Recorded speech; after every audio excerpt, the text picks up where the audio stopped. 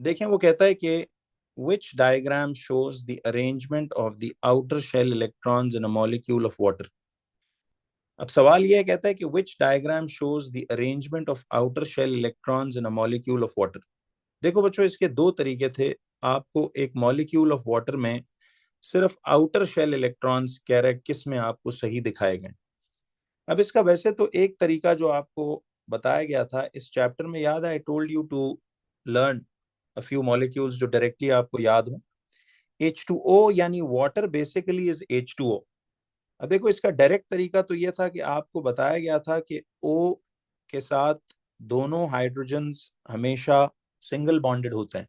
याद है, ये कुछ मॉलिक्यूल्स आपको डायरेक्ट नोट में लिखवा के बोला गया था समझाने के बाद कि इनको डायरेक्ट याद रखें क्योंकि ये बहुत फ्रीक्वेंटली यूज होते हैं। और आपको याद है इस ऑक्सीजन के दो लोन पेयर्स भी। तो ये पूरी की पूरी एक शक्ल आपको डायरेक्ट भी याद रखने को कही गई थी ताकि टाइम बच जाए। तो अब वैसे तो आप देखिए, अगर आपको ये ल्यूविस स्ट्रक्चर्स याद हैं समझकर, तो फिर इनमें से तो किस ऑप्शन के साथ ये शक्ल मैच करती है इसको फाइंड करना अब कोई मुश्किल नहीं। तो उसके लिए मैंने आपको ये तरीका बताया था कि देखिए अब बीच में यहाँ पे आपके पास ऑक्सीजन है, तो आप ऑक्सीजन का ऐसे एटम दिखा दें यूं ओ लिख के, और उसके साथ सराउंडिंग में दो हाइड्रोजन है। तो अब या तो आप इसको यूं बना लें कि इस तरह आपके पास दो हाइड्रोजन्स ऐसे करके ये इसमें यूं आ रहे हैं।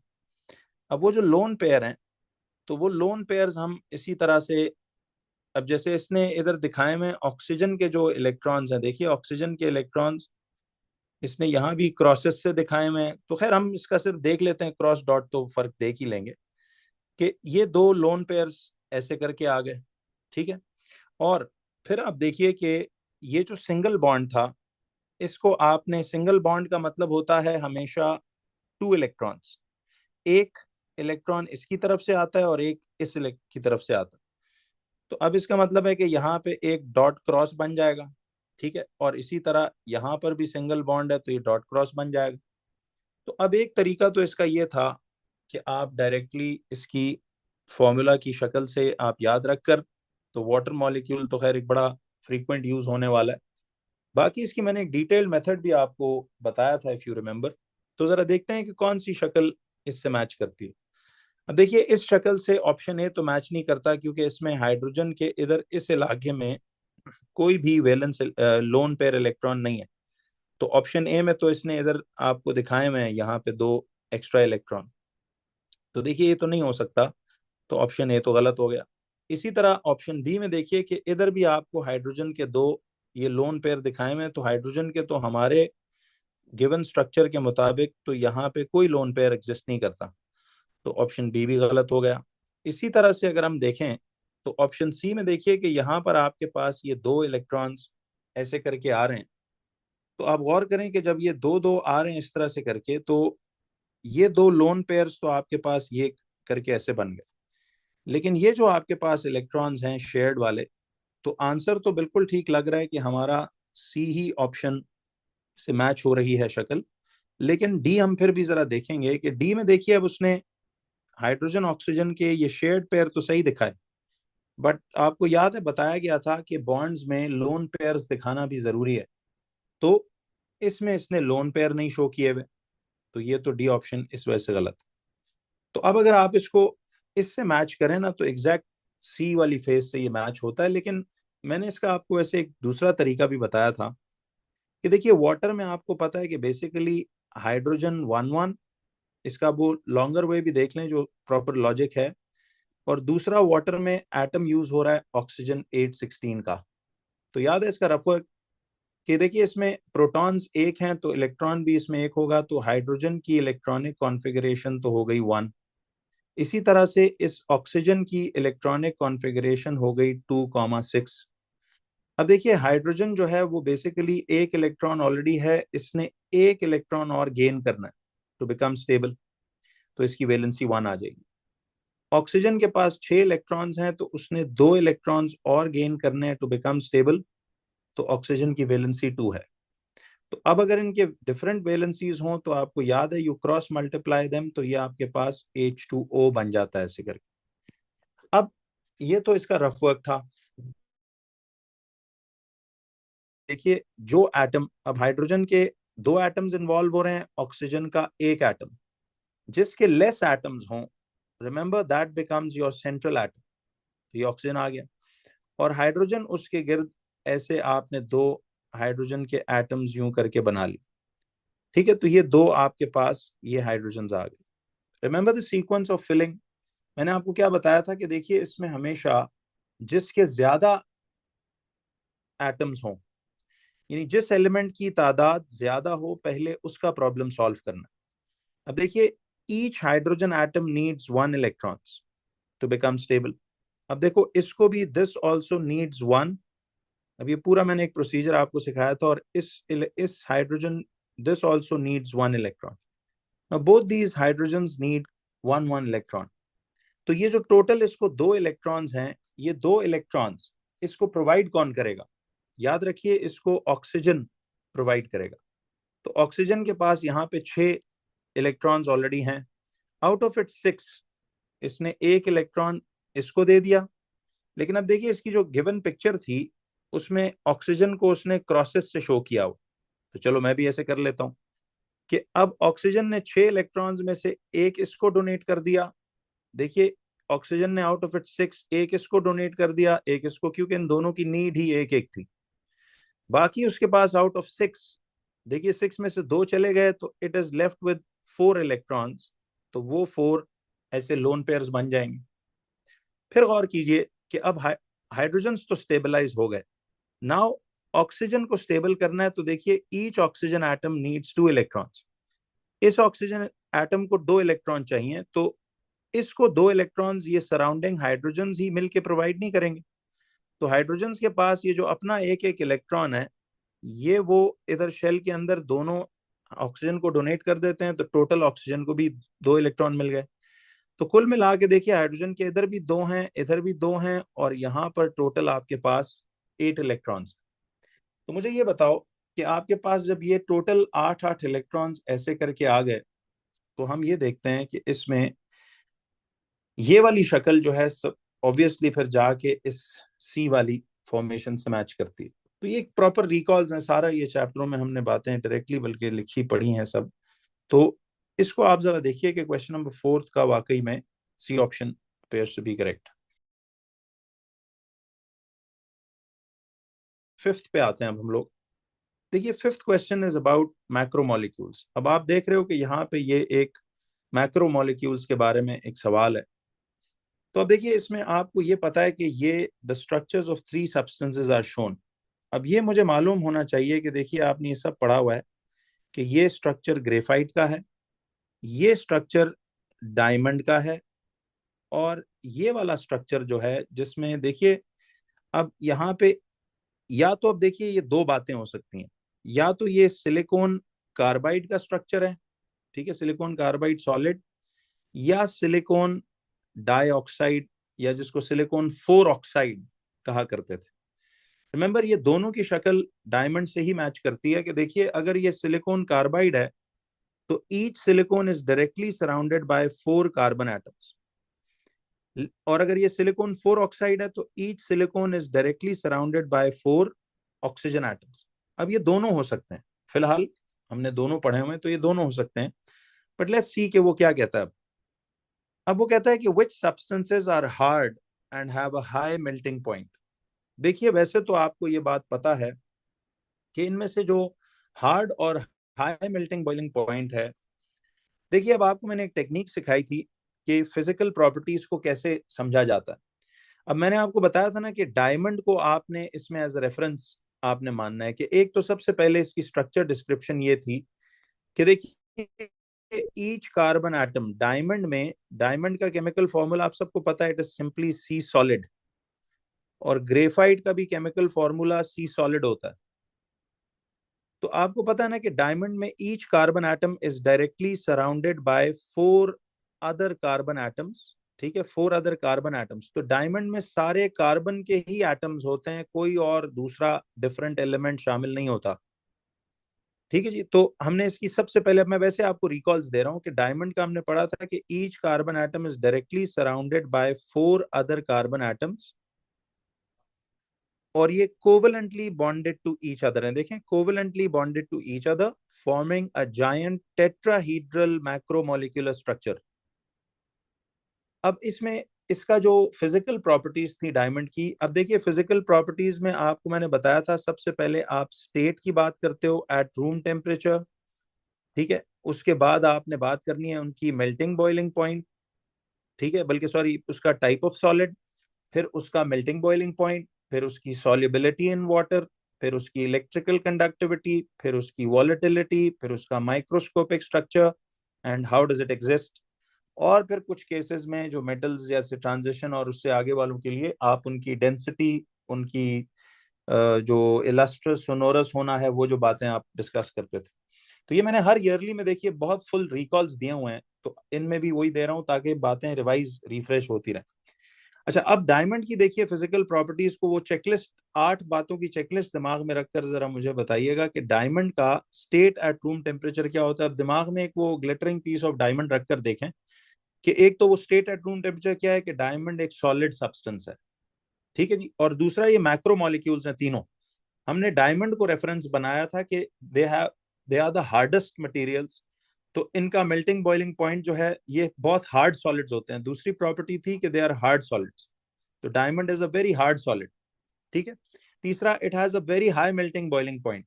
डायमंड का हमने वैसे याद होगा आपको 3700 डिग्री सेल्सियस डायमंड का मेल्टिंग पॉइंट हमने याद किया था, तो ये बहुत हाई मेल्टिंग पॉइंट है। फिर इसी तरह से हमने पढ़ा था कि जी डायमंड पानी में डिसॉल्व नहीं होता, सॉल्युबिलिटी इसकी इनसॉल्युबल है। इलेक्ट्रिकल कंडक्टिविटी भी इसकी, it does not conduct electricity under any condition. वजह, बिकॉज आपको याद है कि इसमें ईच कार्बन एटम का देखिए 4 वैलेंस इलेक्ट्रॉन होते हैं ना। देखिए कार्बन की अगर C612 के हिसाब से देखें तो कॉन्फ़िगरेशन 2 4 बनती है। तो आप देखिए कि कार्बन के वैलेंस में each carbon atom has 4 valence electrons, और वो चारों valence electrons in surrounding carbon के साथ बॉन्डेड हैं। तो डायमंड के अंदर कोई फ्रीली मूविंग इलेक्ट्रॉन्स मौजूद नहीं होते, जिसकी वजह से इलेक्ट्रिसिटी कंडक्ट नहीं होती, ठीक है जी। तो ये बातें हमने पढ़ी थी इस तरह करके, और इनका स्ट्रक्चर तो आपको पता ही है कि किस तरह का है। ये मैक्रोमोलिकुलर स्ट्रक्चर है, बहुत हार्ड सब्सटेंस है।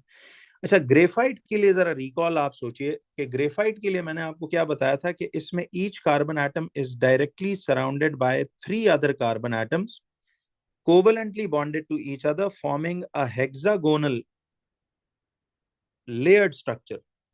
अब आपको याद है कि ये जो डार्क लाइन है ये तो कोवेलेंट बॉन्ड है, देखिए these dark lines are covalent bonds.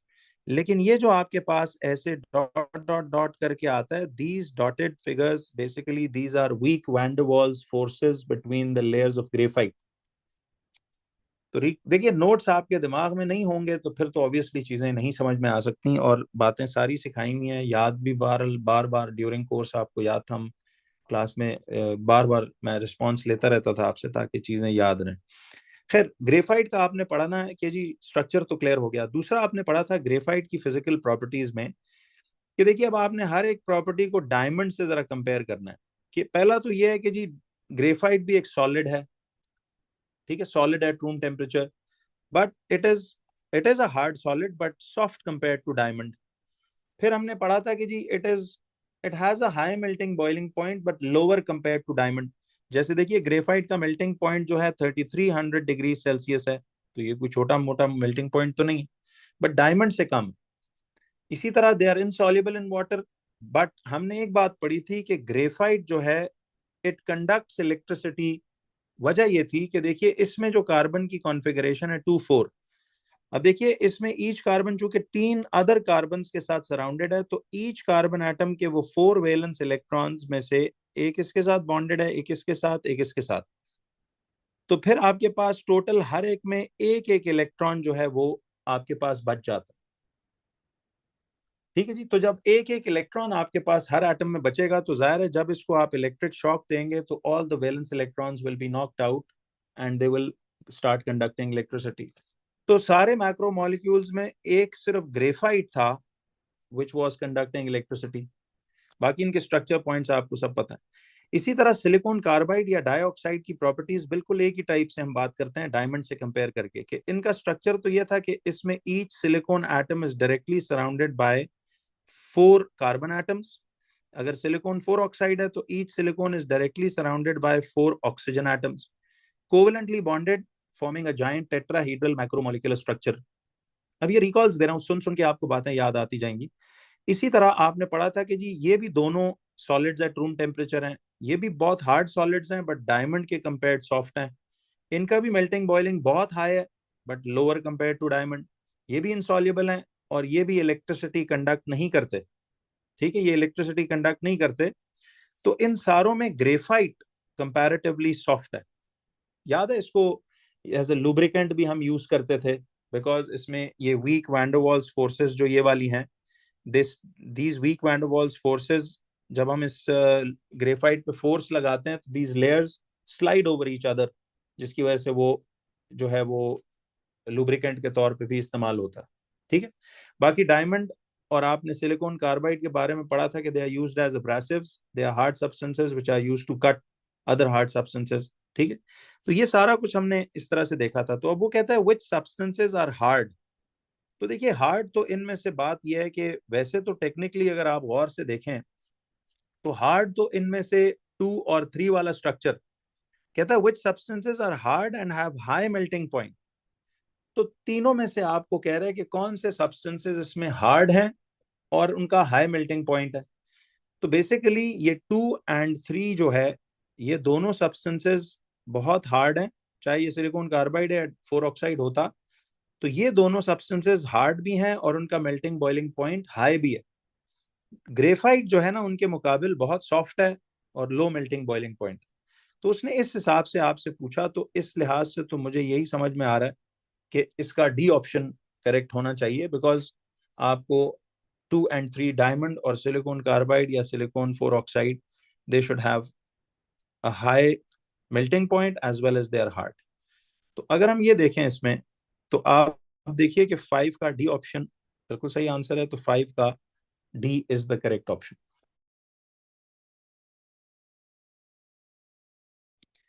Question number 3 में कहता है ammonia NH3 is a covalent molecule. Ammonia NH3 is a covalent molecule. वो कहता है which diagram shows the outer shell electron arrangement in a molecule of ammonia। देखिए आप सबको पता है कि अमोनिया जो है that is NH3 gas at room temperature. देखिए just for recall purposes I have told you के NH3 में दोनों nitrogen is a non metal, hydrogen is a non metal. So ammonia consists of two non-metals joining together. That makes ammonia NH3 as what kind of a compound? देखिए nitrogen is also a non-metal member of group 5. Hydrogen is also a non-metal. अब आप elements को देखिए पहचान तो लेते हो। तो whenever non-metals join, that means ammonia is going to be a covalent compound. Now see, if ammonia is a covalent compound, that means, now see, if it is covalent, तो इसका मतलब है कि इसमें वो आयंस के ब्रैकेट्स तो नजर नहीं आएंगे ना, ऐसे 1+, 2+ वगैरह। तो ये हमें चारों options what we can see is ABCD, these are all वही शेयरिंग वाला ओवरलैप ऑफ शेल्स। तो कोवेलेंट बॉन्डिंग के पर्सपेक्टिव से तो ये बिल्कुल सही है, चारों स्ट्रक्चर्स कोवेलेंट को ही इंडिकेट कर रहे हैं। बट इनमें करेक्ट कौन? देखिए आप सबको वैसे इस तरह के सवालों में एक क्विक सा स्ट्रक्चर खुद के लिए भी बनाना आना चाहिए। इफ यू रिमेंबर देम, जो हमने याद है रूटीन में बहुत सारे, अब ये मॉक्स में मैंने इसी टाइप के याद है सवालात आपको प्रैक्टिस सारे करवाए में, उनकी करेक्शंस डिस्कस हुई हुई हैं, तो अब जरा इजी लगेगा काम। तो देखिए इसमें हमें पता था कि nitrogen involves nitrogen N714 and H11। तो अब देखिए इस नाइट्रोजन की कॉन्फ़िगरेशन जो है, नाइट्रोजन की कॉन्फ़िगरेशन इज 2,5 एंड हाइड्रोजन की इज 1। अब 5 का मतलब ये हुआ कि nitrogen is going to gain 3 more electrons to become N3, and hydrogen के पास there's only 1 electron in the outer shell, so it's going to gain 1 more, so it will become 1 valency इसकी हो जाएगी. तो क्रॉस बेस इसका NH3 ही बनता है. That means कि there will be 1 nitrogen का atom and there will be 3 hydrogen atoms surrounding it. Now I'm giving you full recalls. आप इसको वैसे 5 सेकंड में भी कर सकते थे, तो मैं तो जरा रिवाइज करा रहा हूं. तो अब जरा ये देखिए कि नाइट्रोजन और हाइड्रोजन, अब नाइट्रोजन के कम एटम्स हैं तो याद है it will be the central atom, तो nitrogen is going to be in the centre. और अब इसके बाद देखिए कि इसमें हाइड्रोजन्स कितने हैं. अब जरा ये देखो कि ये आपके पास हाइड्रोजन्स जो हैं इस तरह से यूं करके ऐसे आ रहे. तो अब दोज एटम्स जो लेसर इन, जो ग्रेटर इन नंबर हों, याद है पहले हम उनका प्रॉब्लम हल करते थे. हम वैसे खुद अपना स्ट्रक्चर चलिए इसमें देखिए बनाते हैं कि nitrogen has to be in the centre with hydrogen के 3 atoms, they should surround like this. Now see, this is nitrogen, these are 3 hydrogens. Let's make our own structure and match it to the others. तो अब की इसमें बिल्कुल सही है, बना लेंगे हम कि डॉट चलो नाइट्रोजन के लिए कर लेते हैं और क्रॉस जो है वो, या चले हम देखते हैं इसने क्या किया हुआ.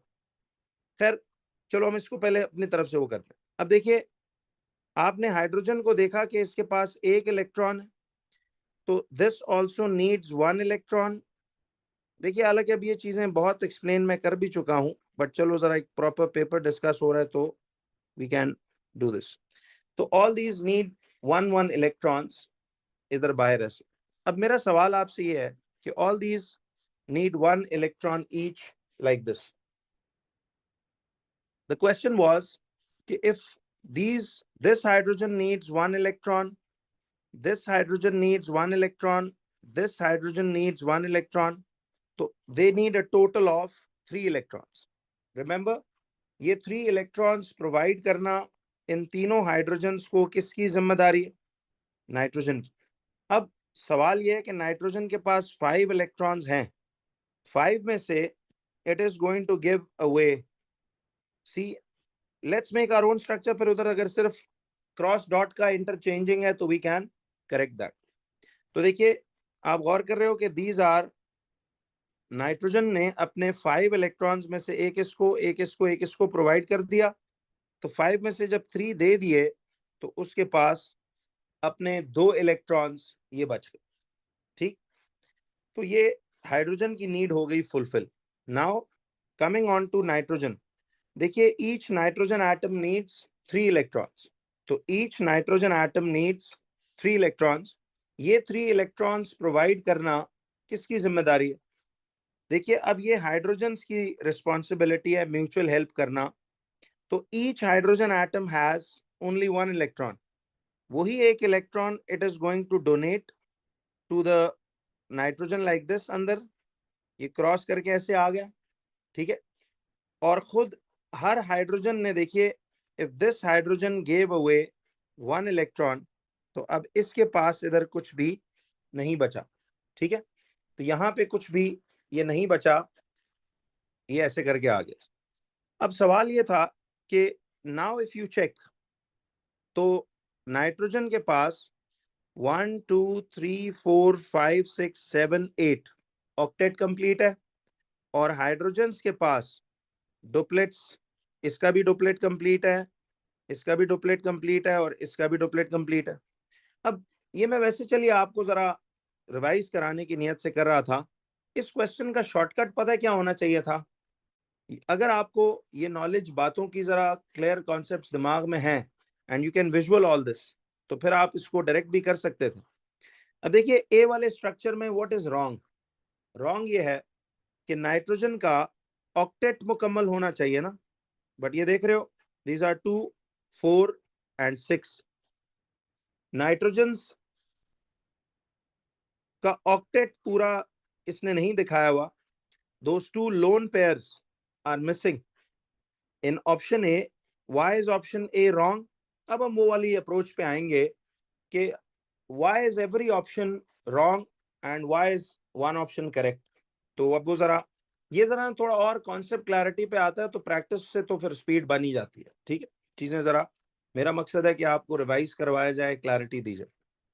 तो अब देखिए, तो ए वाला तो इसलिए गलत है बिकॉज इसका यहाँ पे the lone pair is missing, ठीक है। अच्छा, बी ऑप्शन में what is wrong?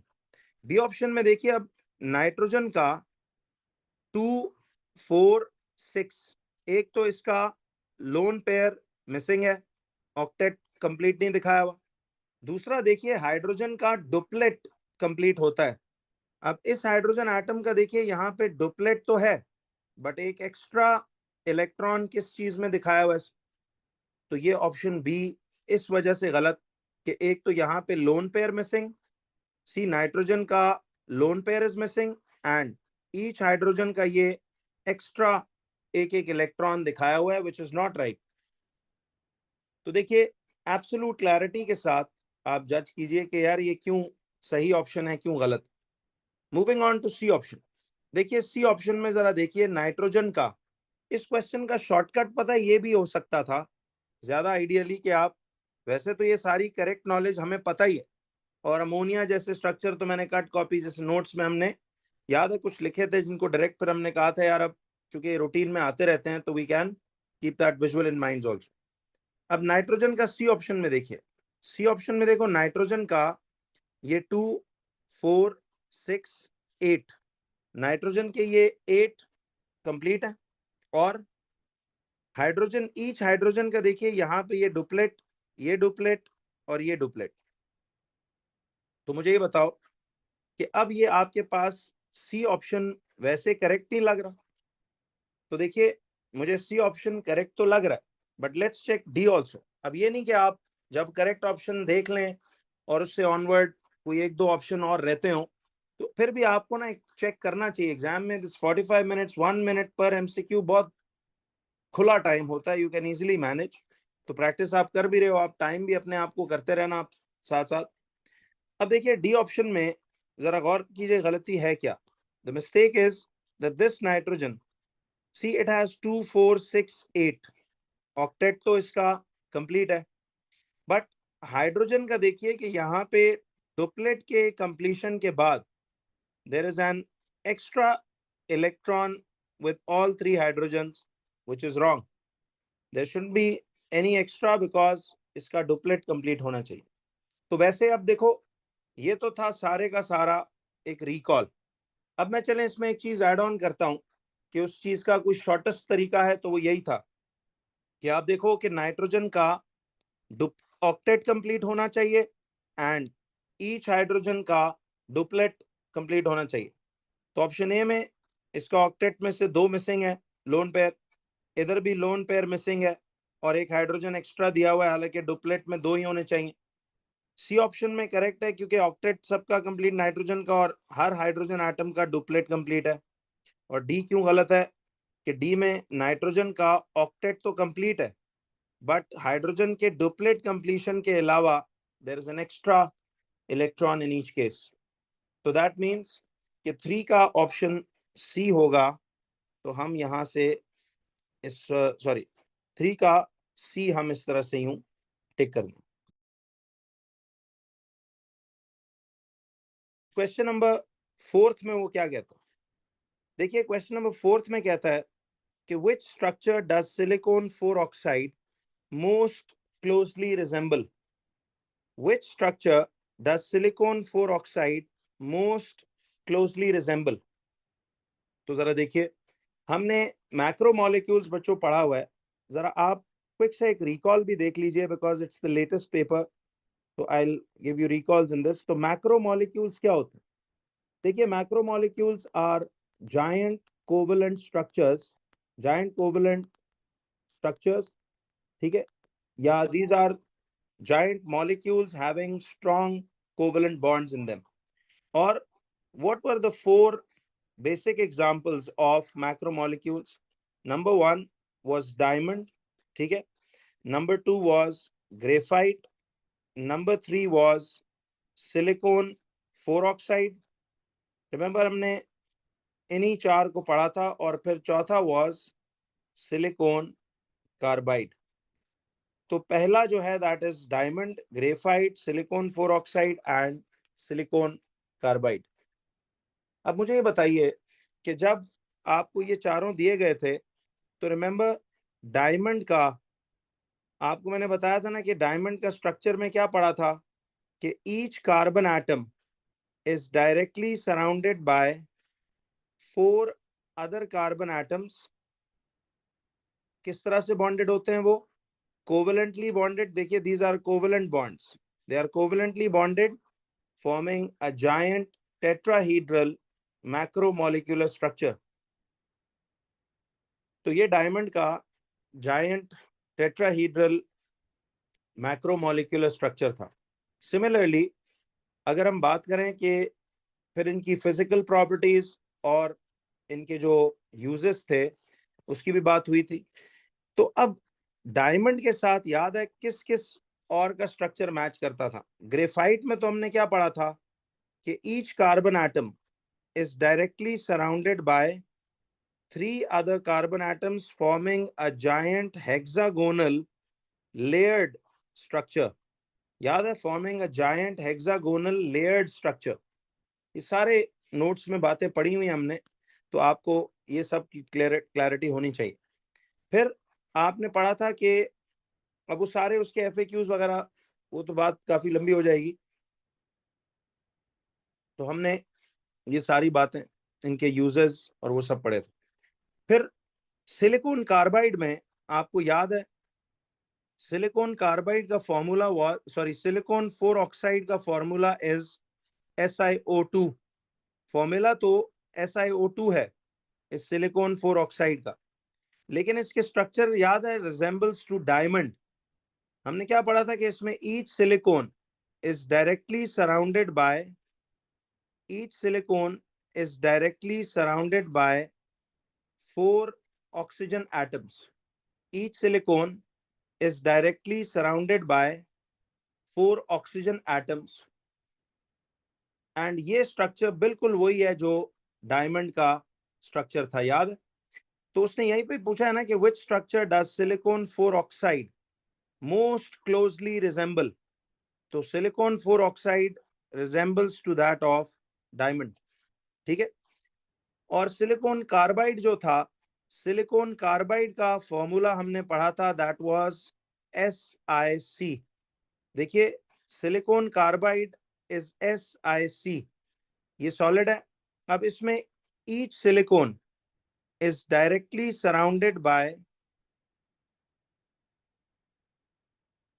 each silicon is directly surrounded by 4 carbon atoms, याद? और इसमें भी they are covalently bonded forming a giant tetrahedral macromolecular structure just the same as diamond। But diamond में और इसमें फर्क ये है कि डायमंड में ईच कार्बन 4 अदर कार्बन से सराउंडेड होता है, एंड सिलिकॉन कार्बाइड में each silicon is directly surrounded by 4 other carbon. और सिलिकॉन 4 ऑक्साइड में each silicon is directly surrounded by 4 other oxygen atoms like this, ठीक। तो ये सिलिकॉन 4 ऑक्साइड का स्ट्रक्चर डायमंड से मैच करता है, तो हम यहां से इसको यूं लगा देंगे, तो 4 का option B is the correct answer, ठीक है जी। 4 का option B is the correct answer. अच्छा, अब जरा देखिए, कहता है कि substance P conducts electricity when solid. कहता है substance P conducts electricity when solid. अब वो कहता है कि which particles move in solid P so that it can conduct electricity। अच्छा मुझे ये बताइए कि substance P conducts electricity when solid। बच्चों डू यू नो कि वो कौन सा सब्सटेंस है जो इलेक्ट्रिसिटी कंडक्ट करता है when solid? देखिए सॉलिड हालत में either they can be metals which conduct electricity, याद?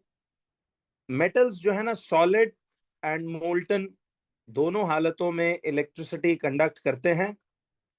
या फिर एक दूसरा सॉलिड सब्सटेंस भी आपने पढ़ा था, कुछ याद आ रहा है? तो ये ग्रेफाइट। तो देखिए हमने मेटल्स और ग्रेफाइट को ऐसे यूं देखा था। आपको ये क्वेश्चंस करते हुए ईयरलीज में कुछ नजर आ रहा था कि दीज वर ऑल मॉक के सवालात थे जो हम बहुत डिटेल से ड्यूरिंग क्लास डिस्कस करके आए हुए थे। तो अब उसको हम जरा एक दफा दोबारा से यूं कर रहे हैं, ठीक है? तो एक अच्छी रिविजन बार बार मिल रही है और उस हिसाब से इंशाल्लाह फायदा होना चाहिए। तो अब ये बात जहन में रखिए बच्चों कि substance P conducts electricity when solid. तो सॉलिड हालत में याद रखिए either it can be a metal और मैक्रोमोलिक्यूल्स में याद है the only substance which conducts electricity was graphite.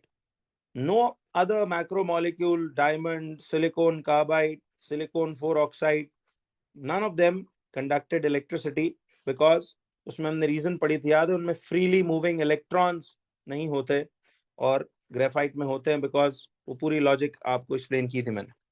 अब वो कहता है which particles move in solid P। अब हमें इतना समझ आ गया कि substance P conducts electricity when solid। अगर substance P conducts electricity when solid, it means either it is a metal or it is a graphite। और इन दोनों में do you know किस चीज की movement is going to, yes, तो ये conduct करते हैं due to the presence of, remember, due to the presence of freely moving, due to the presence of freely moving electrons। So freely moving electrons are going to cause the movement of electricity या conduction of electricity।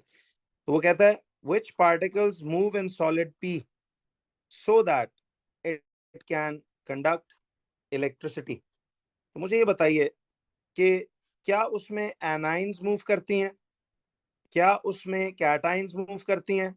No. चाहे अब देखो वो metal है या graphite, दोनों cases में it is only the electron which is going to move and conduct electricity। तो three only which particles move, हमारे मुताबिक it is the थर्ड वाला पार्टिकल ओनली। तो थ्री ओनली है, तो थ्री ओनली हमें किस ऑप्शन में नजर आ रहा है? See, it is in option D. अब देखो आपने ना, मैंने भी जैसे शुरू में भी एक्सप्लेन किया था कि आपने जब ऑप्शन टिक कर दी तो साथ ही क्वेश्चन नंबर गौर से पढ़ के उस बबल शीट पे और फिफ्थ वाले के नीचे डी ऑप्शन के रेक्टेंगुलर बॉक्स में आप बी या एच बी पेंसिल से शेडिंग करोगे, पेन से नहीं करनी, ठीक है? ये सारी इंस्ट्रक्शंस पढ़ा कीजिए, आसान बात है, आपको समझ में आएगा। तो इसका मतलब है कि फिफ्थ में only the electrons are responsible. तो उसने ही पूछा ना which particles move in solid P so that it conducts electricity। तो if solid P, substance P is either a metal or graphite, both of them conduct electricity due to the movement of freely moving electrons। तो मुझे ये बताइए कि D option three only में ही आ रहा है, तो इसका मतलब है कि फाइव का डी ऑप्शन आंसर होगा। तो हम सिर्फ बस इस तरह से वन बाय वन इसको उठा के देखते रहेंगे। तो फाइव का D option is the correct one.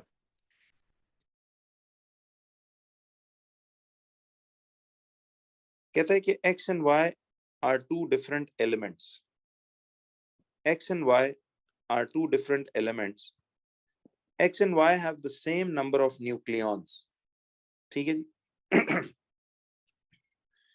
देखिए वो कहता है कि x and y दो डिफरेंट एलिमेंट्स, यानी ये जहन में रखें कि अगर ये दो डिफरेंट एलिमेंट्स हैं, अच्छा दो डिफरेंट एलिमेंट्स की सबसे बुनियादी बात हमने क्या पढ़ी थी?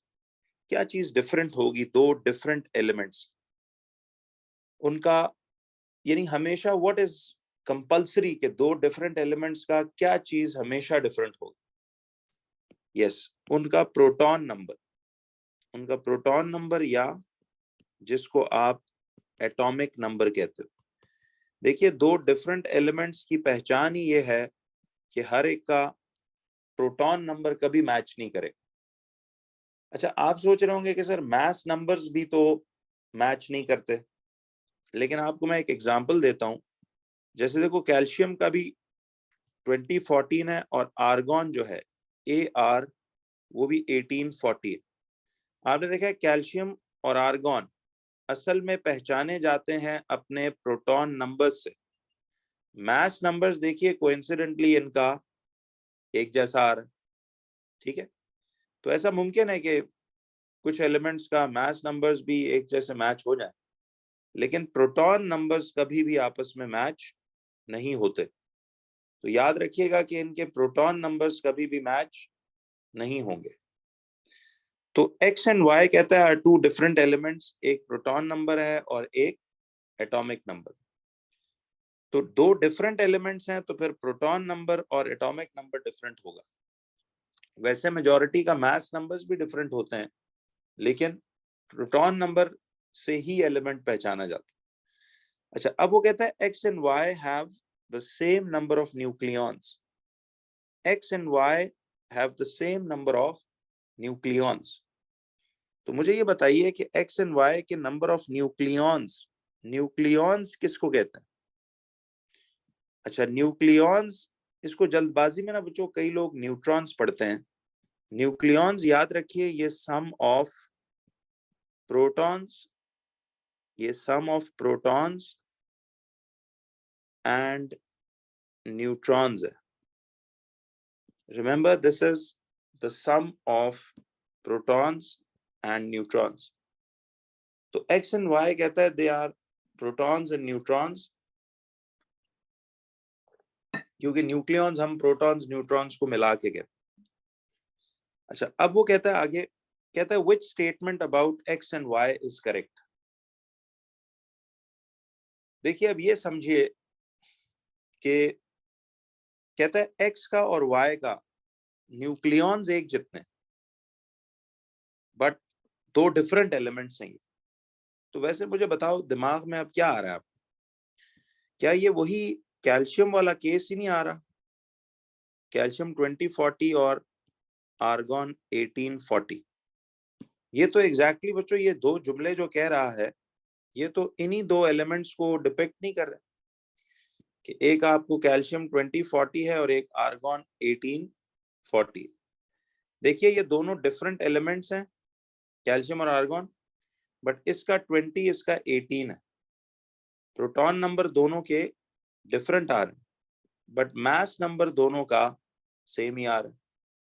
हालांकि अब ये एक एक्सेप्शनल दो केस हैं कि डिफरेंट एलिमेंट्स होने के बावजूद, लेकिन प्रोटॉन नंबर कभी मैच नहीं कर सकता। बट देखो, कहता है न्यूक्लियॉन्स, अब ये न्यूक्लियॉन नंबर है तो ये तो सेम आ रहा है। तो इसका मतलब कहता है कि अब इस पूरी बात से आपको क्या समझ आई? देखो, ये इतनी लंबी चौड़ी कहानी बोलकर बात बड़ी सीधी सी कर रहा है। जी, पीरियोडिक टेबल गिवन है, उसमें ऊपर इंस्ट्रक्शंस में देखें ना, सबसे एंड पे पीरियोडिक टेबल दिया हो।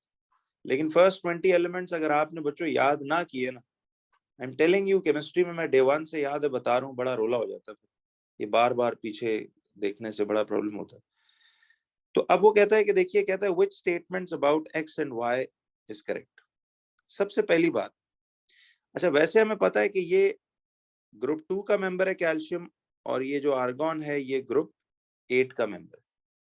तो ये इन दो सेंटेंसेस को पढ़कर दिमाग में ये दो मेंबर्स आते हैं, कैल्शियम और आर्गॉन, कि जिनका प्रोटॉन नंबर्स यानी डिफरेंट एलिमेंट्स का मतलब है कि ये दोनों मुख्तलिफ एलिमेंट्स हैं, लेकिन इनका मास यानी न्यूक्लियॉन नंबर्स ये मैच कर गए।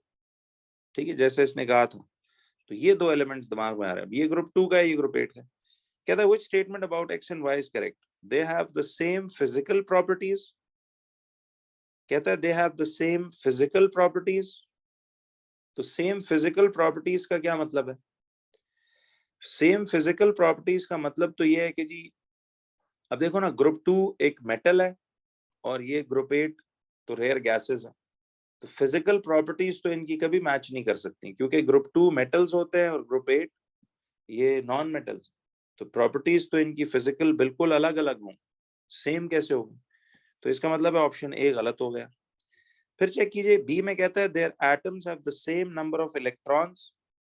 देखिए जब इनके प्रोटॉन्स मुख्तलिफ हैं तो इसमें अगर 20 प्रोटॉन्स हैं तो 20 इलेक्ट्रॉन्स होंगे, इसमें 18 प्रोटॉन्स हैं तो 18 इलेक्ट्रॉन्स होंगे, तो इलेक्ट्रॉन्स तो डिफरेंट है। वो कहते हैं their atoms have the same number of electrons, ये बात भी बिल्कुल गलत है। ठीक है। सी ऑप्शन में कहता है they are in the different groups of the periodic table. तो बात तो ठीक लग रही है कि ये ग्रुप 2 में है और ये ग्रुप 8 में है, तो ये दोनों डिफरेंट ग्रुप्स में होंगे। ठीक है, तो इसका मतलब अब तक ये बात हमें सही लग रही है, लेकिन फाइनल से पहले डी ऑप्शन भी लाजमन देख लिया कर। देखिए आपने एमसीक्यूज में ना हर ऑप्शन का करेक्ट और गलत होने का वो देखना है, और घर पे प्लीज टाइमर्स लगा के जो टाइम मैनेज लिमिट दी हुई है उसी के अंदर अंदर आपने इसको अटेम्प्ट करना। अच्छा, डी में आगे में कहता है they have the different relative message. They have different relative message. अब रिलेटिव मैसेज हम इनको कह रहे हैं तो ये डिफरेंट तो नहीं है, ये तो सेम है। अगर उनका सेम नंबर ऑफ न्यूक्लियॉन्स है तो न्यूक्लियॉन्स की तादाद को तो ही रिलेटिव एटॉमिक मास कह रहे हो, तो इसका मतलब वो डिफरेंट तो नहीं है, वो तो सेम है दोनों के। ठीक है, दोनों का रिलेटिव एटॉमिक मास सेम है, तो ये डी ऑप्शन भी गलत है। इसका मतलब है कि फोर्थ का ऑप्शन सी करेक्ट आंसर बनता है। तो जरा यहां से इसको देख लेते हैं कि देखिए फोर्थ का ऑप्शन आपको सी वाला ऑप्शन उसने करेक्ट दिया हो।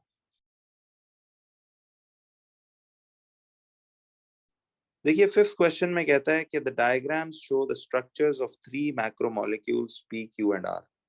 ठीक है, एमसीक्यूज में भी ना टाइम मैनेजमेंट के इश्यूज हो जाते हैं अगर आप प्रैक्टिस टाइमली उस तरह की घर पे ना करें।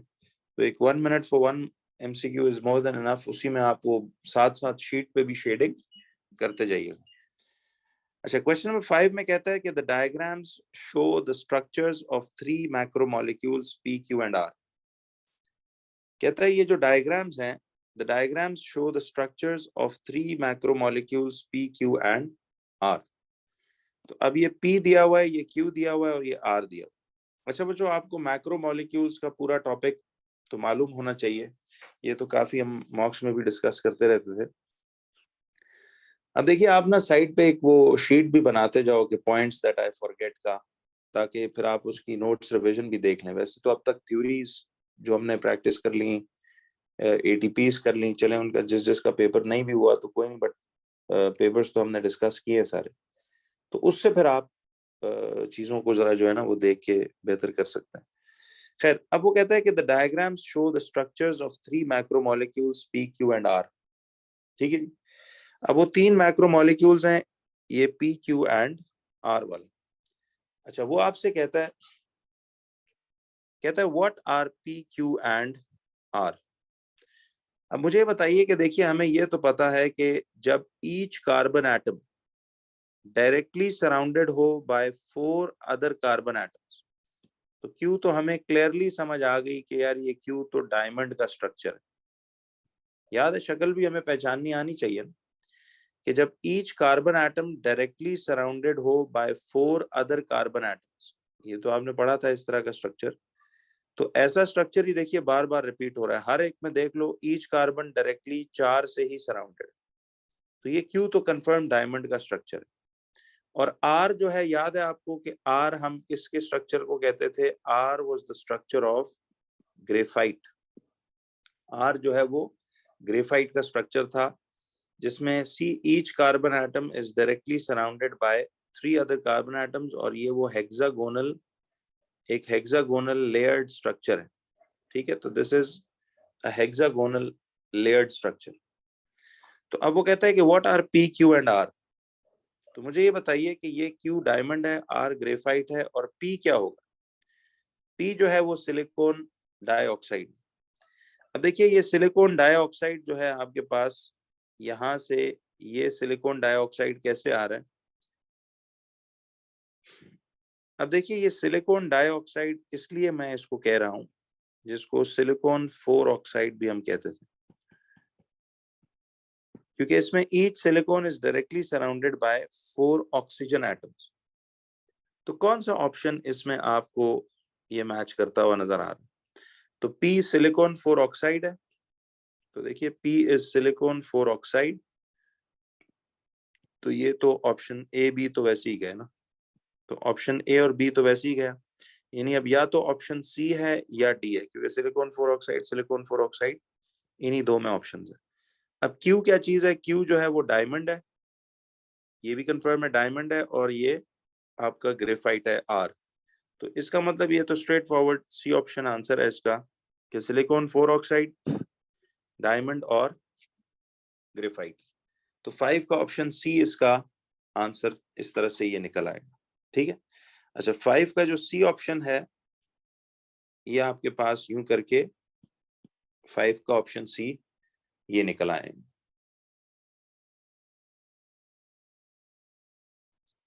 सिक्स्थ में कहता है कि देखिए अब उसने कहता है कि which dot and cross diagram shows the arrangement of outer shell electrons। कहता है which dot and cross diagram shows the arrangement of outer shell electrons in a molecule of hydrogen chloride। अब मुझे बताइए, हाइड्रोजन क्लोराइड बेसिकली HCl को कहा जा रहा है। अब आपको वैसे क्विक रिकॉल्स तो ये सब पता है कि HCl बेसिकली एक सी हाइड्रोजन भी एक नॉन मेटल है, क्लोरीन भी एक नॉन मेटल है, तो ये एक कोवेलेंट कंपाउंड है। अच्छा, अगर कोवेलेंट कंपाउंड होगा तो हमने पढ़ा था कि it will exist as a molecule, ions की फॉर्म में ये एग्जिस्ट नहीं करेगा।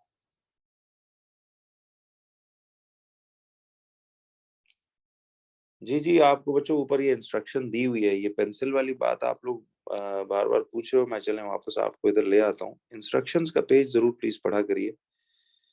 तो इसमें उसने यहाँ लिखा हुआ है कि देखिए आपने एक सॉफ्ट पेंसिल टाइप बी या एच बी, पेंसिल्स की साइड पे ना लिखा होता है बी या एच बी, आपने उस वाली पेंसिल से ये जो बॉक्सेस होते हैं नीचे इस तरह से शेड करने, ये जो मैंने यहाँ पे आपको एक एग्जांपल दी थी ऐसे वाली, ठीक है। तो पेंसिल से शेडिंग करनी है, किसी और चीज से नहीं। अच्छा, अब देखिए इसमें आपको एक चीज ये याद रखनी है बच्चों के, कहता है कौन सा dot and cross diagram show कर रहा है arrangement of outer shell electrons. अच्छा, वर्ड ये है इंपॉर्टेंट कि आपने सिर्फ आउटर शेल इलेक्ट्रॉन्स का in a molecule of hydrogen chloride ये मालूम करना है।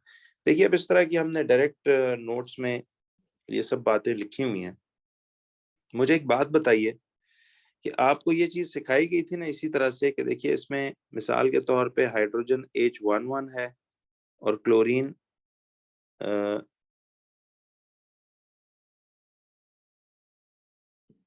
17 and 35.5, ठीक है। अच्छा, अब सवाल ये था कि इस हाइड्रोजन का इलेक्ट्रॉनिक कॉन्फ़िगरेशन इसकी 1 है और क्लोरीन की इलेक्ट्रॉनिक कॉन्फ़िगरेशन 287 है। अब मुझे ये बताइए कि क्लोरीन की अगर 287 है तो हाइड्रोजन का वैलेंसी 1 होगा और क्लोरीन की वैलेंसी भी 1 होगी, क्योंकि 7 उसके पास ऑलरेडी हैं, एक वो मजीद गेन करेगा तो इसकी 1 आ जाएगी, तो ये दोनों कट कर क्या बन जाएंगे, ये HCl बन जाएगा। अब सवाल ये था कि ये तो स्ट्रक्चर चले डायरेक्ट भी आपको याद होगा कि अब आपको याद है कि क्लोरीन के पास 7 इलेक्ट्रॉन्स लास्ट शेल में होते हैं। तो एक तो इधर देखो कि क्लोरीन के पास ये जो क्लोरीन का एटम है इसके पास ये 1, ये 2, ये 3, 4, 5, 6 और 7 वैलेंस इलेक्ट्रॉन्स क्लोरीन के दिखाए हुए हैं और हाइड्रोजन का 1 वैलेंस इलेक्ट्रॉन है। तो याद है ये एक ही इलेक्ट्रॉन पेयर शेयर नहीं करते, तो इसका मतलब है कि ऑप्शन ए में HCl का आपने ये ए वैसे ठीक लग रहा है, बी क्यों गलत है? देखिए इसका ए वाला बिल्कुल करेक्ट ऑप्शन है, बी इसलिए गलत है कि देखिए बी में हाइड्रोजन के उसने कितने डॉट्स दिखाए हुए, हाइड्रोजन के भी वैलेंस इलेक्ट्रॉन 7 दिखाए हुए। मुझे बताइए क्या हाइड्रोजन के 7 वैलेंस इलेक्ट्रॉन होते हैं? हाइड्रोजन का तो सिर्फ एक होता है, तो इसलिए ये बी ऑप्शन इस वजह से गलत हो गया। क्लोरीन के तो इसने ठीक दिखाए हैं कि देखिए टोटल 7 वैलेंस इलेक्ट्रॉन्स हैं और क्लोरीन के 7 ही होते हैं, बट हाइड्रोजन के तो 7 नहीं होते, तो बी इसलिए गलत है। सी ऑप्शन में देखो उसने शेयर्ड पेयर ठीक दिखाया हुआ। बच्चों ये जरा गौर से सुनने वाली बात है कि सी ऑप्शन में उसने शेयर्ड पेयर ठीक दिखाया हुआ है, लेकिन क्या गलती की है कि उसने शेयर्ड पेयर तो ठीक दिखाया हुआ है कि जी एक क्लोरीन शेयर करेगा, एक हाइड्रोजन शेयर करेगा, लेकिन मिस्टेक ये है कि उसने कहा था कि कौन सा डायग्राम शो करता है arrangement of outer shell electrons. तो सारे आउटर शेल दिखाने हैं, तो इसने क्लोरीन के यहाँ पे वो जो लोन पेयर्स थे, वो लोन पेयर्स क्लोरीन के इसने मिस्ड आउट दिखाए, इसलिए ये भी गलत हम मान रहे हैं। हालांकि टेक्निकली शेयर्ड पेयर वाइज देखा जाए तो ये सही है, लेकिन आपने ये याद रखना है कि उसने पूरे आउटर शेल इलेक्ट्रॉन्स की अरेंजमेंट पूछा हुआ है, कहाँ सही होगी। अच्छा, डी क्यों गलत है?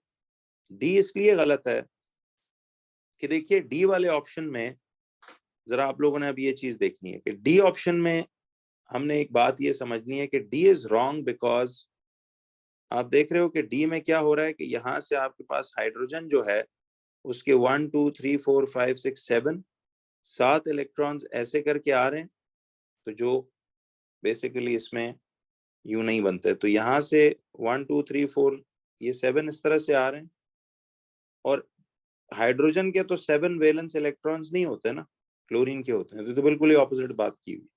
तो इसका मतलब है कि सिक्स्थ का ए ऑप्शन इसमें करेक्ट बात बनती है।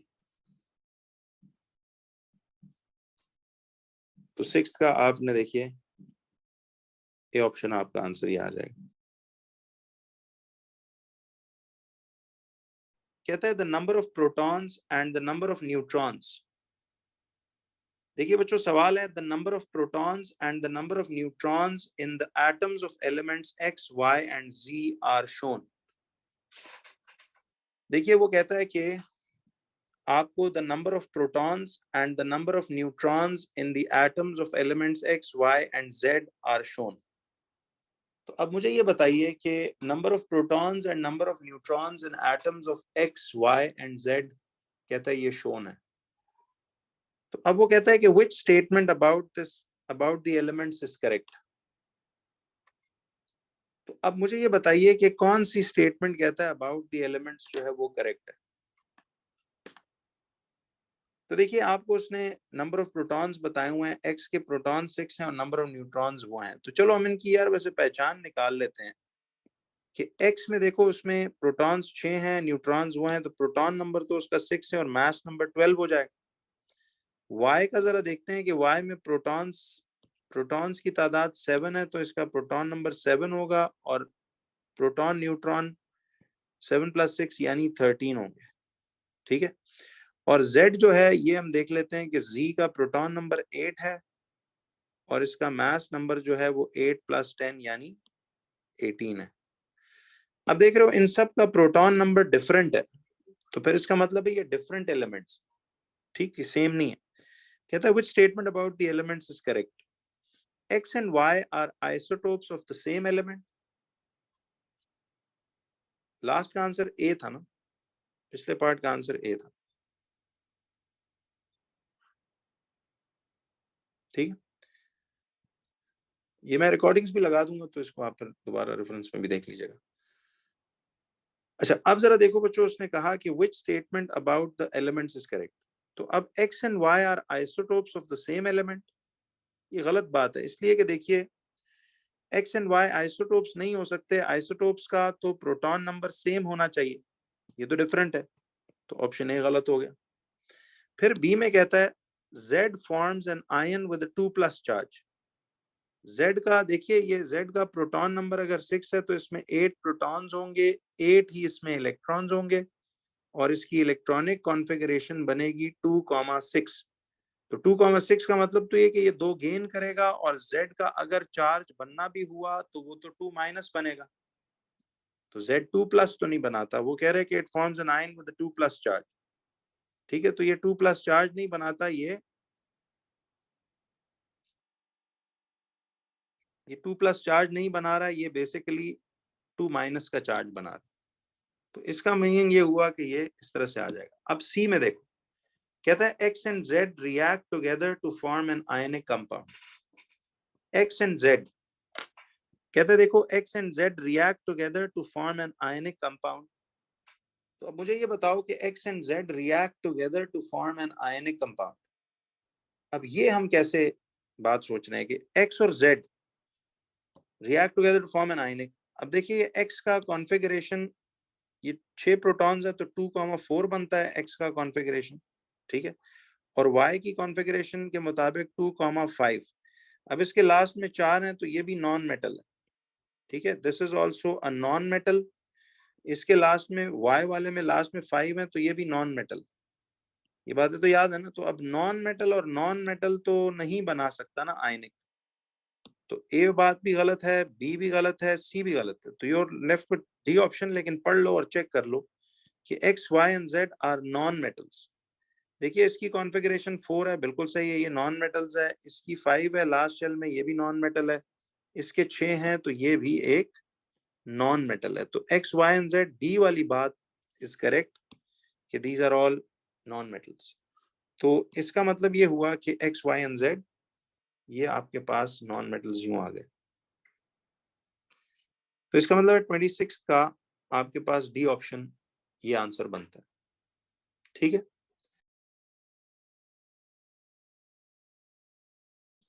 कहता है कि a covalent molecule Q contains only 6 shared electrons. देखिए लफ्जों पर गौर करें. एक कोवलेंट मॉलिक्यूल Q है, कहता है it contains only 6 shared electrons. गौर कीजिए, अगर 6 शेयर्ड इलेक्ट्रॉन्स हैं तो ये तो ट्रिपल कोवलेंट बॉन्ड नहीं होगा.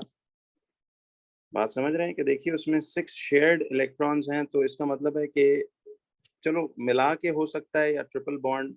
फिलहाल चलो हम ये देख लेते हैं. 6 शेयर्ड इलेक्ट्रॉन, तो वो कौन सा कोवलेंट मॉलिक्यूल है जिसमें 6 शेयर्ड है. अच्छा, अब अमोनिया का आपको देखिए, अगर आपको डायरेक्ट अब याद है ना वो स्ट्रक्चर्स जो मैंने बताए हुए थे आपको उस तरह से, तो इस तरह से भी ये बात की जा सकती है नहीं. रिमेंबर मैंने आपको कोवलेंट बॉन्डिंग का टॉपिक जब कराया था तो मैंने आपको ये सारे जो इसने ये दिए हुए हैं इनकी शक्लें डायरेक्ट याद करने को कही थी कि यार हमें बनाना तो चलो अब ये आता ही है लंबे तरीके से, बट इनकी ये जो लीवेज स्ट्रक्चर्स हैं ये याद रखने चाहिए. अमोनिया में क्या था, एन के साथ याद है ये 3 शेयर्ड पेयर्स ऑफ हाइड्रोजन्स होते हैं. क्लोरीन में तो आपको पता है कि क्लोरीन में तो ये एक ही सिंगल बॉन्ड होता है. ग्रुप 7 का कोई भी मेंबर हो तो आपको याद है उनमें सिंगल बॉन्ड होता था. फिर मीथेन जो है, मीथेन देखिए इट वाज सी के साथ ये आ रहा है आपके पास यूं करके, ऐसे करके यूं. और फिर वाटर आपके पास H2O है ऐसे करके. तो गौर कीजिएगा, अब उसने कहा कि कोवलेंट मॉलिक्यूल Q है, it contains only 6 shared electrons. अच्छा, 6 शेयर्ड इलेक्ट्रॉन्स का क्या मतलब है कि इसमें ये देखिए ये एक लाइन है, 2 इलेक्ट्रॉन्स, ये 2 4 और ये 2 6. याद है ना, ईच लाइन इज 2 इलेक्ट्रॉन्स. तो इसका मतलब है कि ये 2 4 और 6, तो 6 शेयर्ड इलेक्ट्रॉन्स तो फिर अमोनिया में ही है. क्या ख्याल.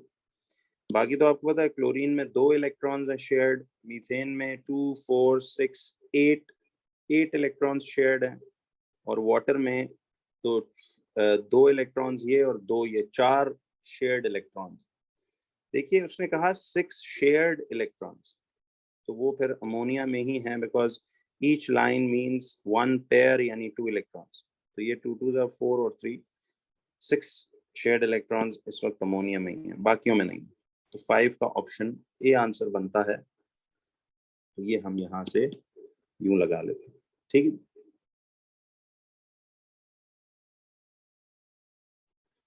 फाइव में कहता है कि the electronic structures of 2 atoms P and Q are shown. कहता है the electronic structures of 2 atoms P and Q are shown. P and Q combine together to form a compound. कहता है P and Q combine together to form a compound. What is the type of bonding? अच्छा, पहले तो आप ये देखिए कि आपके पास ये P जो है, ठीक है, P जो है ये क्या चीज है, जरा ये देखिएगा. तो देखिए,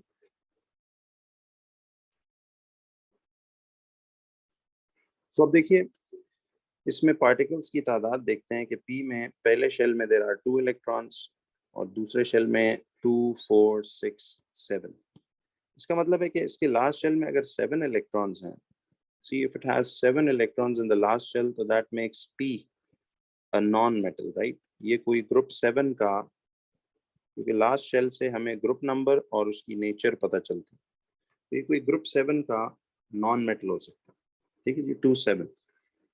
अच्छा, और अगर आपको पता है कि देखिए ये 2,7 इसकी इलेक्ट्रॉनिक कॉन्फ़िगरेशन है, तो ये फिर क्लियरली पता चल जाता है कि 2,7 फ्लोरीन का हो सकता है।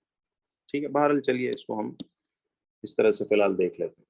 और क्यू में देखिए, ये देखिए क्यू वाले के आपके पास पहले शेल में देर आर 2 इलेक्ट्रॉन्स और अगले में 1 इलेक्ट्रॉन, तो ये 2,1 इस क्यू का वो आ रहा है। अच्छा, अब इसके लास्ट शेल में 1 इलेक्ट्रॉन है, तो that makes this a metal. तो देखिए Q is a metal and P is a non metal, तो ये ग्रुप 1 का, it is a metal of group 1, because see if anything has 1 electron in the last shell, it means ये group 1 का member है और ये metallic होगा। ठीक है, और अगर किसी एलिमेंट के लास्ट शेल में 7 इलेक्ट्रॉन्स हैं, तो इट मींस कि ये ग्रुप 7 का है and it is a non metal. अच्छा, अब इस तरह की अगर एक बात है, तो आप ये देखिए कि आपके पास P और Q इस तरह आ रहा है। वो कहता है P and Q combine together to form a compound. P and Q combine together to form a compound. तो आप ये बताइए कि P and Q अगर combine together हो रहे हैं कंपाउंड बनाने के लिए, तो ये कैसा कंपाउंड होगा? सी, हमेशा नॉन मेटल एंड मेटल जुड़कर कैसा कंपाउंड बनाते हैं? Metal plus non metal always create ionic bond. ये बात तो आपको पता है कि metal plus non metal always create an ionic bond. तो अब गौर कीजिए कि इसमें टाइप ऑफ बॉन्डिंग तो आयनिक या आयनिक है, तो इट इज कंफर्म कि ये सी और डी नहीं हो सकता। ठीक है जी, बट आप फॉर्मूला उसमें देखिए कि क्या बनेगा। अब देखिए इसके लास्ट शेल में देर आर 7 इलेक्ट्रॉन्स, तो इट मीन्स कि पी का वैलेंसी होगा 1। ठीक है, और क्यू के पास भी लास्ट में 1 इलेक्ट्रॉन है, तो ये उसको लूज कर देगा और क्यू पे आ जाएगा। अच्छा, अब ये पी तो 7 इलेक्ट्रॉन्स हैं, 1 इलेक्ट्रॉन गेन करेगा ना टू बिकम स्टेबल, तो इसका तो 1 माइनस हो जाएगा। और क्यू का जो है, बेसिकली क्यू जो है, it has 1 electron which it will lose to become 1 positive. तो असूलन तो हमें क्यू पहले लिखना चाहिए होता है, फिर पी 1 नेगेटिव बाद में। तो जब चार्जेस सेम हो तो दे कैंसिल, तो इट इज क्यू पी और पी क्यू, बात एक ही है। तो इसका फॉर्मूला बनेगा, जब चार्जेस कैंसिल हो जाएंगे, तो इट इज पी क्यू, और कह लें कि क्यू पी इसका फॉर्मूला बन जाएगा। ठीक है, तो इसका मतलब है कि this is going to be P Q, यानी अच्छा, अब बी ऑप्शन में it is correct, but P Q 2 नहीं बनता, सिर्फ पी क्यू बनेगा। तो इट मीन्स के इसका A option is the correct answer. तो सेवेंथ का, सॉरी फिफ्थ का इज ऑप्शन ए। तो let's check from the back. तो देखिए फिफ्थ का आपके पास ए ऑप्शन आंसर आ रहा है कि the bonding structure and melting point of sodium chloride and sulphur dichloride are shown. ठीक है जी, कहता है कि the bonding structure and melting point of sodium chloride and sulphur dichloride are shown. Compound sodium chloride है, bonding उसमें ionic है, structure giant lattice है, और जिसको हम जाइंट लैटिस को इस केस में हम क्यूबिक क्रिस्टल लैटिस कहते थे, और मेल्टिंग पॉइंट 801 डिग्री सेल्सियस है। ठीक है, फिर सल्फर डाइक्लोराइड जाहिर है एक नॉन मेटल जुड़ा हुआ है, तो कोवलेंट होगा, सिंपल मॉलिक्यूलर स्ट्रक्चर होगा और लो मेल्टिंग पॉइंट। कहता है why does sulphur dichloride have a lower melting point than sodium chloride. तो ये तो कट कॉपी वो एफएक्यू था कि क्यों आयनिक कंपाउंड्स का मेल्टिंग बॉइलिंग हाई होता है और कोवलेंट वालों का लो होता है। तो अगेन हमने बताया था कि आयनिक में स्ट्रॉन्ग इलेक्ट्रोस्टैटिक फोर्सेस होती हैं, जबकि कोवलेंट में वीक इंटरमॉलिक्यूलर फोर्सेस होती हैं। तो फिर स्ट्रॉन्ग इलेक्ट्रोस्टैटिक फोर्सेस को ओवरकम करने के लिए हमें ज्यादा हीट एनर्जी चाहिए, और वो सारी जो बात हमने पढ़ी थी। तो अब इसमें वो कहता है कि देखिए why does sulphur dichloride have a lower melting boiling point than sodium chloride. तो सामने वजह है कि सल्फर डाइक्लोराइड चूंकि कोवलेंट है, सोडियम क्लोराइड चूंकि आयनिक है। कोवलेंट वालों का याद रखिए weak intermolecular forces of attraction होती हैं, इसीलिए they have low melting boiling, क्योंकि कम हीट चाहिए। तो कौन सा ऑप्शन है? कहता है कि the covalent bonds in sulphur dichloride are weaker than the attractive forces between molecules in sodium chloride. देखिए सोडियम क्लोराइड में मॉलिक्यूल्स तो होते ही नहीं, मॉलिक्यूल्स तो इसमें नहीं होंगे, ये तो इस वजह से ये बात बिल्कुल गलत बात। फिर बी ऑप्शन में कहता है कि the covalent bonds in sulphur dichloride, बातों को जरा गौर से सोचें कि बात ठीक है कि sulph covalent bonds in sulphur dichloride are weaker than the ionic bonds in sodium chloride. देखिए इस चीज को ना आपने जरा, जो मेल्टिंग बॉइलिंग पॉइंट का ताल्लुक है ना, वो इसमें कोवेलेंट बॉन्ड्स नहीं बल्कि उनके जो molecule two molecule intermolecular forces है उससे ताल्लुक है और इलेक्ट्रोस्टैटिक फोर्स के साथ ताल्लुक है। वैसे देखने में देखिए ये जल्दबाजी में पढ़ो तो बी वाली बात शायद आपको ठीक लगेगी, लेकिन हमने मेल्ट कराते हुए उनके जो सल्फर और डाइक्लोराइड के दरमियान बॉन्ड्स है उन्हें नहीं तोड़ना, मॉलिक्यूल ऑफ सल्फर डाइक्लोराइड को दूसरे मॉलिक्यूल ऑफ सल्फर डाइक्लोराइड से अलग करना। तो ये बात इसलिए करेक्ट नहीं है। सी में कहता है the attractive forces between molecules, हाँ ये बात है, in sulfur dichloride are weaker than the attractive forces between molecules in sodium chloride। अब ये बात सही कर रहा था, लेकिन इधर आकर सोडियम क्लोराइड अगर आयनिक है तो आपने याद है पढ़ा था they do not exist as molecules, sodium chloride do not exist as molecules. तो बी भी गलत बात, सी भी गलत बात, तो फिर कौन बचता है? डी ही बचता है कि the attractive forces between the molecules in sulphur dichloride are weaker than the ionic bonds in sodium chloride। तो ये बात कुछ सही लग रही है काफी हद तक। तो सेवेंथ का डी पॉइंट जो है वो ये चीज है, बट उसने इलेक्ट्रोस्टैटिक की बात नहीं की, तो आयनिक बॉन्ड्स बेसिकली इलेक्ट्रोस्टैटिक फोर्सेस को ही कहते हैं। लेकिन देखो इसने जो बातें की है ना, मतलब वर्ड्स वाइज, अभी तो देखो ना उसने कहा मॉलिक्यूल्स इन सोडियम क्लोराइड, तो मॉलिक्यूल्स तो नहीं होते। बी वाली बात इसलिए गलत है कि कोवेलेंट बॉन्ड्स को हमने नहीं डिस्कस करना होता, हमने ये देखना होता है कि जो attractive forces between molecules in sulphur dichloride है, जिस तरह इसने कहा है the attractive forces between molecules in sulphur dichloride are weaker than the ionic bonds in sodium chloride. तो ये इसका जो है वो सेवेंथ का डी ऑप्शन आंसर होना चाहिए। ठीक है, तो ये करेक्ट बात थी सेवेंथ का डी। लेट्स क्विकली चेक कि हमारा यही जवाब है कि नहीं। तो ये सेवेंथ का डी ऑप्शन या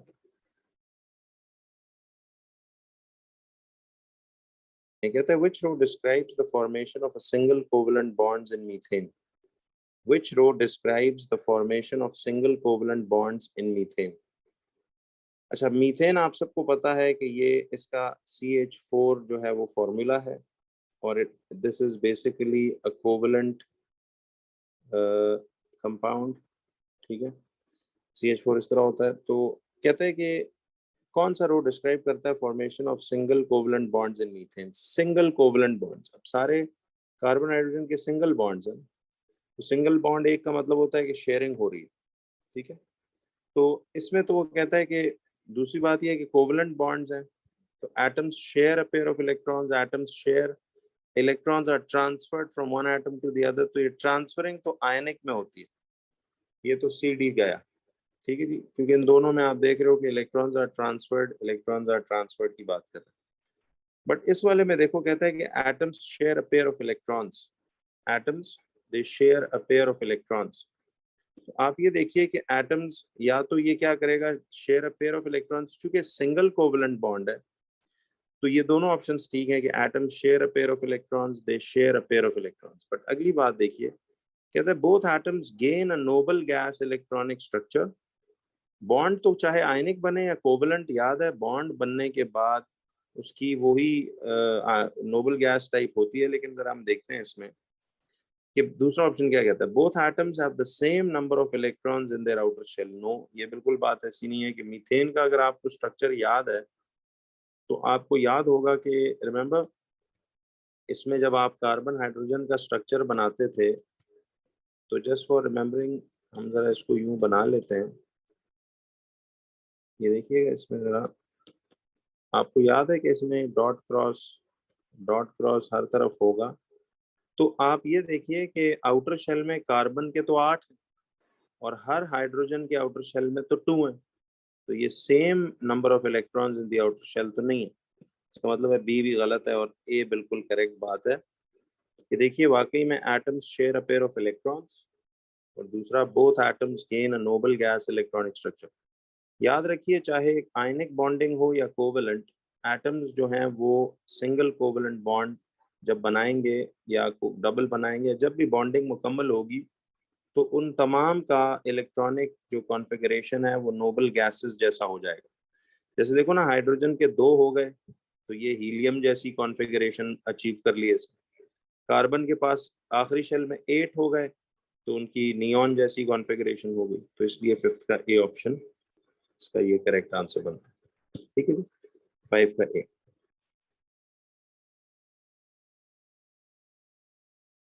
देखिए, which statement describes the structure of an ionic compound? Which statement describes the structure of an ionic compound? तो आयनिक कंपाउंड का स्ट्रक्चर जो है वो कौन कहता है, डिस्क्राइब करता है? ए में कहता है कि it is a giant lattice of oppositely charge ions. देखिए, आयनिक स्ट्रक्चर है आयनिक कंपाउंड, तो it is a giant lattice of oppositely charge ions. बात तो ठीक लग रही है। बी में कहता है it is a giant lattice of positive ions in a sea of electrons. देखिए, ये तो मेटल्स होते हैं, positive ions in a sea of electrons, तो मेटल्स का स्ट्रक्चर। फिर कहता है it is a giant molecule of oppositely charge ions. Molecule तो नहीं होता, ionic compounds do not exist as molecules, याद है। और फिर कहता है it's a simple molecule. Again, ionic compounds do not exist as molecules. तो ये सी और ये डी तो गया, और ये बी तो वैसे ही मेटल्स का स्ट्रक्चर है। तो फिर ए वाली बात देखते साथ ही देखिए हमें समझ आ गई थी कि it is a giant lattice of oppositely charged ions. तो आयनिक कंपाउंड्स में ऑपोजिटली चार्ज्ड आयंस ही होते हैं और उनका वो क्यूबिक क्रिस्टल लैटिस स्ट्रक्चर होता है। तो ये इसलिए सिक्स्थ का ए ऑप्शन हमारा इसमें जवाब होगा। ठीक है जी, सिक्स्थ का A will be the correct answer.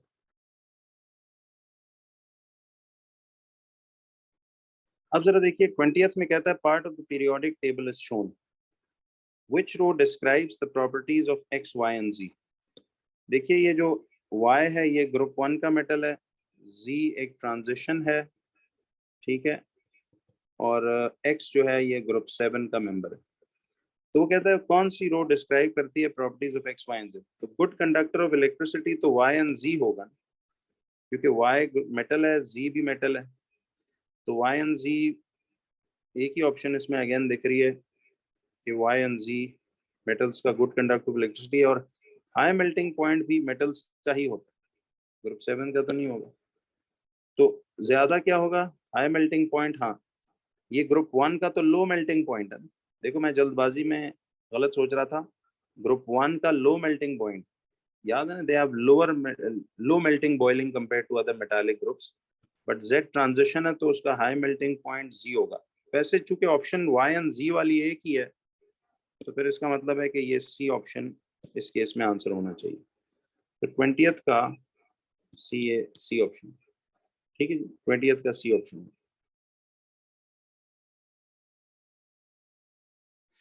Question number 4 पे देखिए, कहता है the lead in a pencil is made of a mixture of graphite and clay. The lead in a pencil, याद हमने ये बात पढ़ी थी क्लास में कि ये जो लेड पेंसिल होती है, इस पे इसको लेड पेंसिल इसलिए कहते हैं कि देखिए, lead pencil in a pencil is made of a mixture of graphite and clay. तो असल में उस पेंसिल में ग्रेफाइट होता है और उसमें क्ले होता है।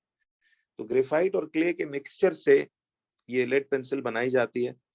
कहता है when the percentage of graphite is increased the pencil slides across the paper more easily. पता ना कि ये पेंसिल स्लाइड क्यों करेगी। याद है, इसकी ये जो स्लाइडिंग होती है, कहता है जब ग्रेफाइट ज्यादा इस्तेमाल करो तो पेंसिल क्या करती है, slides across the paper more easily.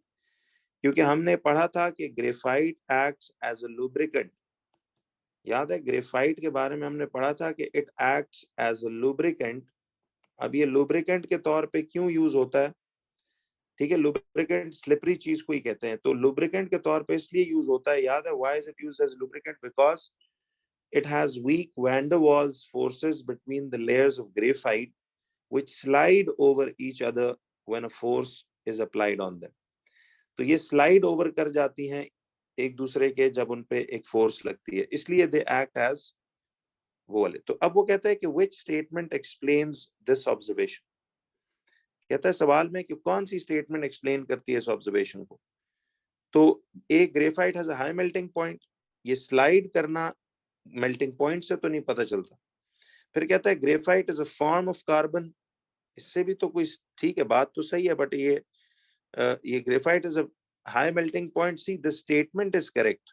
What I am trying to say is कि graphite has a high melting point, ये बात तो करेक्ट है, लेकिन इस बात से उसका कोई लिंक नहीं है।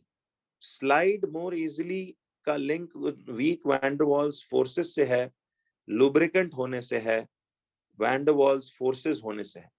ठीक है, तो बात तो ये दुरुस्त है, लेकिन this is not the answer to this slides more easily वाला। तो graphite is high melting point, ये वजह नहीं है कि अब ग्रेफाइट स्लाइडिंग क्यों ज्यादा है, because graphite is a form of carbon, बात ठीक है, बट ये वजह नहीं है। ग्रेफाइट इज अ लुब्रिकेंट, तो इसका मतलब है कि ग्रेफाइट एक लुब्रिकेंट है, तो ये 4 का सी ऑप्शन इसलिए करेक्ट है। खैर डी में आ जाते हैं, graphite is a non metal, again बात चलो ठीक है, क्योंकि ये फॉर्म ऑफ कार्बन है, तो since it is a form of carbon, तो कार्बन तो एक नॉन मेटल ही है, लेकिन ये रीजन नहीं है for sliding more easily. Sliding more easily का बच्चों यही वजह है फोर्थ का ऑप्शन सी। तो इसका मतलब है कि देखिए फोर्थ का ऑप्शन सी इस केस में जवाब बना यूं करके, तो ये आपके पास इस तरह से क्लैरिटी में यूं चीज आ जाएगी।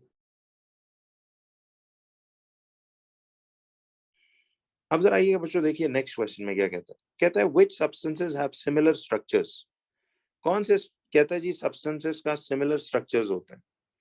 मुझे ये बताइए कि जी कौन से स्ट्रक्चर सिमिलर होंगे। आपको याद है डायमंड एंड ग्रेफाइट में, डायमंड में तो बच्चों याद है ना कि each carbon atom is directly surrounded by 4 other carbon atoms covalently bonded to each other forming a giant tetrahedral macromolecular structure।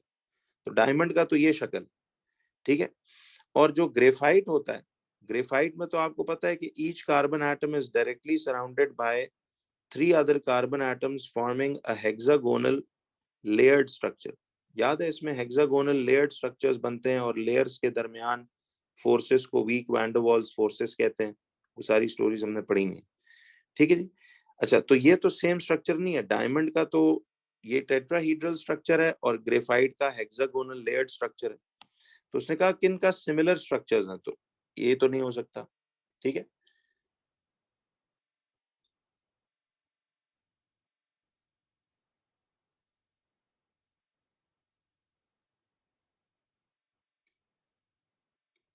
हाँ वो मुनीम शायद कोई गड़बड़ हुई हो मेरे ख्याल से, पर चलें अभी ये करेक्ट वर्जन इसका ही आ रहा है।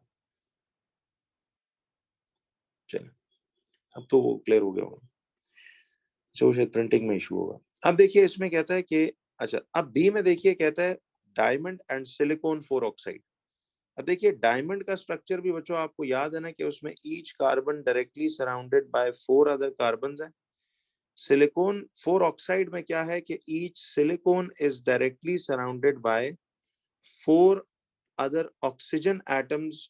तो ये तो बिल्कुल याद है, डायमंड की शक्ल याद है, मैंने इनको याद भी नहीं रखवाया था आपको कि बिल्कुल डायमंड वाला ही सेंटेंस, सिलिकॉन 4 ऑक्साइड और सिलिकॉन कार्बाइड, इनमें आप डालो। बट ये सिर्फ ये है कि एलिमेंट्स का फर्क है कि डायमंड में each carbon directly surrounded by 4 other carbon है, जबकि इधर each silicon directly surrounded by 4 other oxygen atoms, ठीक है। तो इसका मतलब ये हुआ कि हमें तो आंसर मिल चुका है वैसे कि डायमंड और सिलिकॉन 4 ऑक्साइड का एक जैसा शक्ल है।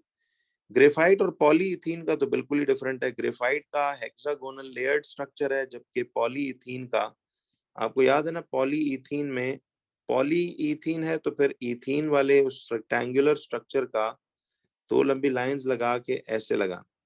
तो अब किधर ग्रेफाइट किधर पॉलीइथीन, ये तो बिल्कुल ही फर्क स्ट्रक्चर्स है, ठीक है। तो इसको हम नहीं एक जैसा मानेंगे, तो they are not similar structures. D में ग्रेफाइट एंड सिलिकॉन 4 ऑक्साइड।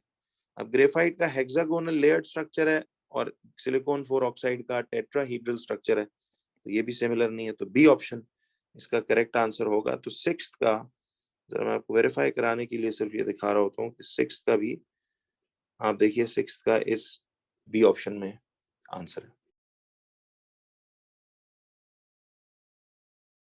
कहता है which substance is not a macromolecule, कौन सा सब्सटेंस कहता है इज नॉट अ मैक्रोमोलिक्यूल? तो नॉट अ मैक्रोमोलिक्यूल में डायमंड तो याद है आपने पढ़ा था कि इट्स अ मैक्रोमोलिक्यूल, ग्रेफाइट भी एक मैक्रोमोलिक्यूल है, सिलिकॉन 4 ऑक्साइड ये भी एक मैक्रोमोलिक्यूल है। ये तो बड़ा सीधा सा ऑप्शन है कि डी जो है ये मैक्रोमोलिक्यूल नहीं है। तो इसका मतलब है कि ये आपके पास मैक्रोमोलिक्यूल नहीं होगा। ठीक है, डी ऑप्शन 7th का, sulphur is not a macromolecule. हमने पढ़ा था, याद है कि सल्फर एक simple mono atomic non metal है। ये मोनो एटॉमिक एटम्स होते हैं सल्फर के। तो सॉलिड फॉर्म में याद है सल्फर एग्जिस्ट करता है, येलो पाउडर्ड सॉलिड है। ये हमने सारा वो जो सल्फर के एक्सट्रैक्ट वो कांटेक्ट प्रोसेस में पढ़ा था सल्फर का। तो मोनोएटॉमिक एटम्स हैं इसके, ये मैक्रोमोलिक्यूल नहीं है। ठीक है, it's a simple monoatomic atoms contain करने वाला एक नॉन मेटालिक एलिमेंट है ये सल्फर। ठीक है, ग्रुप 6 का मेंबर है, तो सारी इसकी डिटेल्स हमने देखेंगे। तो D option is suppose to be the correct option. जरा चेक करते हैं कि 7th का बिल्कुल सही है, 7th का डी ऑप्शन इसका आंसर है।